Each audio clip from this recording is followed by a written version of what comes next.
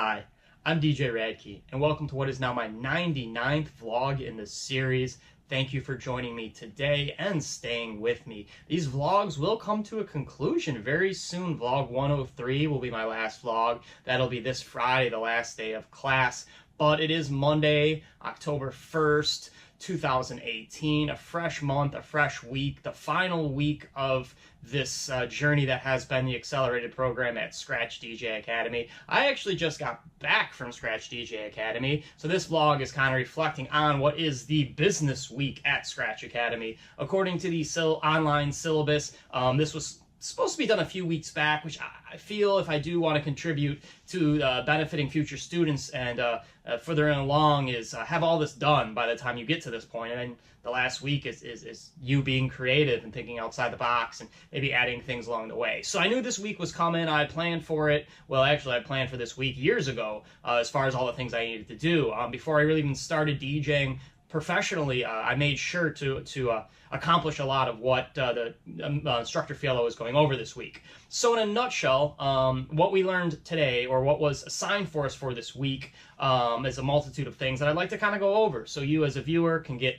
kind of knowledgeable on what it is it takes to get through the business week at the Academy, what the kind of final achieving goal is, and of course it's to get a job. And I've spoken on vlogs before about really wanting to work with or for Scratch Academy to some capacity. You know, I know my technical skills aren't necessarily the greatest, and I know maybe I have a kind of a quirky personality, but I feel like aside my song knowledge, my skill set, and my ability to read the crowd and handle people, and my professionalism should get me a job. I hope it does get me a job. So here's the scenario that's laid out for business week. Day one of business week, which is today, Monday, we went over kind of a small profile analysis of what's your strengths, weaknesses, and what you know, and so on and so forth. So we're required to get social media handles, which I have across the board. So just to review, website, djradkey.com, of course, I have it. I spent pretty good money, a nice chunk of money, on the website. I went through a few stages. Originally it was, the subscribe for $10 a month, do it yourself, through sitebuilder.com. Then I decided, well, I probably should pay somebody professionally do it. Sitebuilder reached out and said, for $250, we will tighten up your site, make it professional, which I paid, and they did. But then that was, a few years ago, and then I decided, man, like, it still doesn't quite reach the edge of me looking like an international DJ, which was my goal, is to get a website that makes me look like an international DJ, which I had to do. I paid another big chunk of money and then revised it 6 months later with another bunch of money. So I have set in a nice little chunk of change for my website, but you get what you pay for. So website, do you have a website? Yes, I do. Awesome, check that. Instagram, of course, DJ Rad Key. Facebook, of course, DJ Rad Key.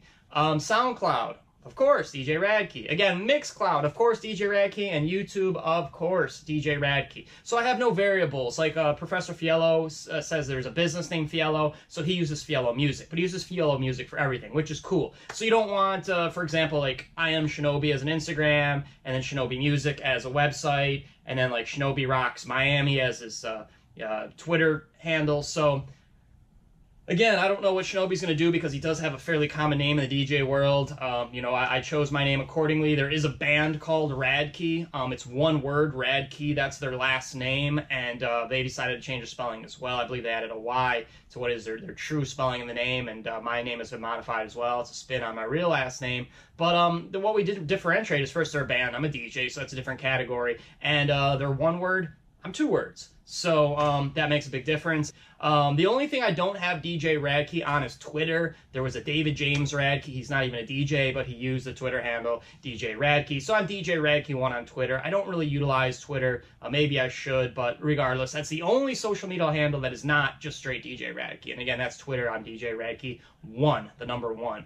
Logo, of course. I mean, bomb logo. Had to pay a company to do it. They did a great job. It actually only cost me $127, which I thought was very, very reasonable for a logo. They gave me, 6 different options. I picked one. They did it, and then I actually got it revised and updated. And there was things I changed in the A and the way I made the E. So this is actually version 2.0 of what was my original logo that I first used. Close to almost 2 years ago.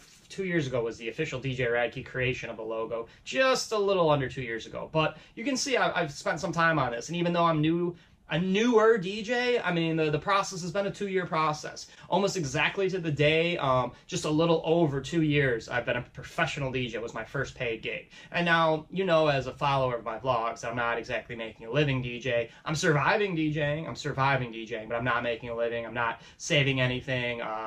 The inability to pay bills is creeping up. So now that school's almost done and I'm getting this business part finally taken care of, things should look up. I hope they look up. So again, you have to address your social media handles, which I did. You also have to create an invoice, which I did. I've created an invoice. I've sent out a bunch of invoices. I had to create one a while back, and I've tightened it up. And again, I just used the standard format from Microsoft Word, but it worked.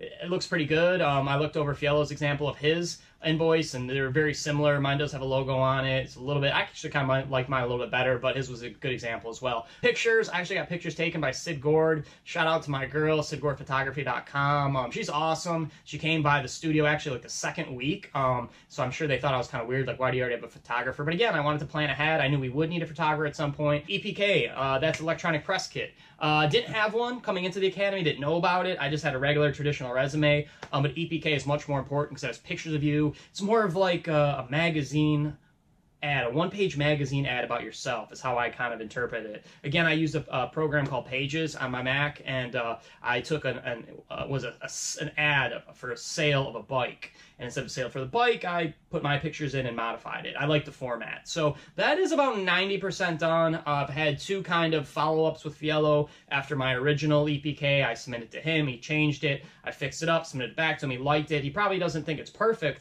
but it's pretty close. I do have to add one thing to my EPK. It's my bio, and I was saving that for the last minute. Because, man, it's hard to write a bio by yourself. Essentially, it's going to be about 5 sentences. I don't have a lot to put. I do have on my EPK the list of all the places I've played, which is short but sweet, but it is what it is. I've only been a DJ for 2 years. And again, most of my gigs have been like house parties and frat parties, so it's hard to like pinpoint locations where I've played and people can recognize. But I do have a list of, I think, about 14 places I've played that have legitimacy and people have probably heard of if they've been in Del Rey or Boca specifically. I don't have much gigs in Hollywood, so I'm going to have to find something soon to add that. But again, that's another part that I'll have to do. I've done. Cool. So I'm really moving forward in the business week so far. The only thing I really haven't done is a sales contract. I've never made a sales contract. I mean, I've made sales contracts in my life, but not a DJ sales contract. So I'm going to use an example that Fiello has given to me in reference and edit that. So that's one thing I do need to do. Now we have a project. Okay, so in class, we kind of dissected a few ideas, and that leads us into the project and pricing. And I did talk about costs, a DJ pay scale, specifically on my vlog 38, which was August 1st. Man, it seems so long ago, 2 full months ago. That was early in the academy. You know, what's your cost? You know, obviously there's different tiers. I feel like I'm kind of in that lower tier, but again, I feel like I'm worth $50 an hour. There are, like I said, exceptions to the rule. I'd like to make more. For example, like I got through gigsale.com an offer at a job, but you know, the variables were, was it only a 2-hour gig, it's in December, and it's a bar mitzvah in Miami Beach. So with all those factors being said, that's definitely going to cost more a consumer of DJ Rad Key more than $50 an hour, because anything in Miami Beach is I have to pay for parking or valet, so that you know, jacks up a price a little bit there. And then being that it's a 2-hour gig, man, you know, it takes me an hour to set up and a half an hour to shut it down. Whether I play for 8 hours or 1 hour, it still takes me the same amount of time. So at that rate, I'm charging $125.